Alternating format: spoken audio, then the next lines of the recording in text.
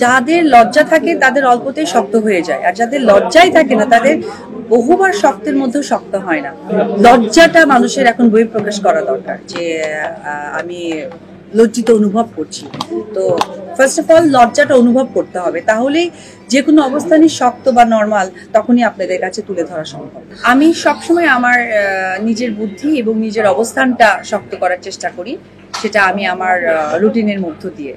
So ওই জায়গা থেকে আমার যেহেতু সিনেমা, আমার সন্তানকে পড়াশোনার টাইম দেয়া, এবং এটা আসলে আমাদের এই নির্বাচনটা শুধুমাত্র একটা সংগঠনকে সামনে এগিয়ে নেওয়ার জন্য, কারণ আমরা শিল্পীরা বিভিন্ন জায়গায় মুভমেন্ট করি, সেখানে একটা সংগঠন দরকার, সেই সংগঠনের জন্য এটা করা।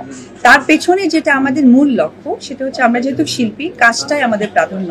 সেই কাজের জায়গাটা যেন অসম্ভব রকম শক্তভাবে তারা শক্তভাবে যেন মেনটেন করে এবং কাজেই যেন ফোকাস থাকে, এটাই আমার যারা যারা আসবেন আমার তাদের কাছে বলার থাকবে। একজন শিল্পী হিসেবে আপনার প্রত্যাশার জায়গাটা কি থাকবে আসলে, স্পেসিফিক ভাবে যদি দুই একটা জিনিস আপনি নিজেই চান? তো জয় চৌধুরীর পাশে বসে আছে, সেও একজন প্রার্থী, সেই হিসাবে কি চাইবেন আসলে?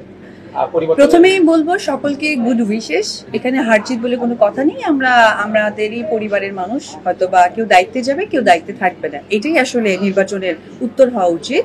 তো সেই জায়গা থেকে যারা দায়িত্বে যাবে তাদের জন্য আমার একটি কথাই থাকবে যে আমাদের যে মূল লক্ষ্য সিনেমাকে কেন্দ্র করে, সেটা সিনেমা হল বাড়ানো, সিনেমা বাড়ানো, মানসম্পন্ন সিনেমা হওয়া, শিল্পীদেরকে কাজের জায়গাটা আরো বিস্তৃত করিয়ে দেওয়া, এই যে আশ্বাস করা, এটা যেন ঠিকঠাক থাকে, যা কথা দেওয়া, এবং সেটা যেন কাজের মধ্য দিয়ে আমরা প্রমাণ পাই। নির্বাচনের মাঠে অবিশ্বাসকে কবে দেখতে পাবো? না, আপাতত একদমই সেই ইচ্ছেটা নেই, কারণ আপনারা সকলেই জানেন যে আমি আমার কাজের জায়গাটা একদম প্ল্যানিং করে রাখি জানুয়ারি টু ডিসেম্বর। তার মাঝে অনেক সময় হিটার্সরা অনেক কিছু আমাকে প্রুভ করে, তাতে কোনো লাভ নেই, কারণ আমি সবসময় আমার নিজের বুদ্ধি এবং নিজের অবস্থানটা শক্ত করার চেষ্টা করি, সেটা আমি আমার রুটিনের মধ্য দিয়ে।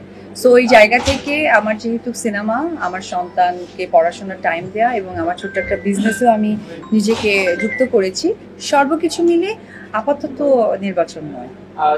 দিদি সন্তানের কথা বলছিলেন, জয়ের কথা বলছিলেন, আমরা কিছুদিন আগে জানতে পেরেছি যে জয়কে দেশের বাইরে পড়াশোনার জন্য পাঠাবেন। আসলে এই বিষয়টা অনেকেই মনোক্ষুণ্ণ হয়েছে, ভক্ত থেকে শুরু করে জয়কে কেন দেশের বাইরে পাঠানো হবে, এই বিষয়ে কি বলবেন?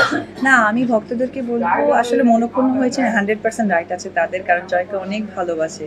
এ পর্যন্ত জয়কে ভালোবাসা তার পরিবারের বাহিরে আমার ফ্যান ফলোয়ার পরিবাররা তারা করেন, তো অবশ্যই তাদের অধিকার থেকে বলেছেন। তবে প্রত্যেকটা মা বাবা তার সন্তানের একটা সুস্থ উজ্জ্বল জীবন চায়, আর আমার এখানে বাইরে পাঠানোর আরো বিশেষ কারণ আমি যেটা কখনো বলতে চাইনি, বাট একটি কথা বলতে চাই, আমি চাই না পারিপার্শ্বিক যে কাদা সরাসরি গুলো করছে এগুলো বাচ্চাদের উপর ইফেক্ট আসুক।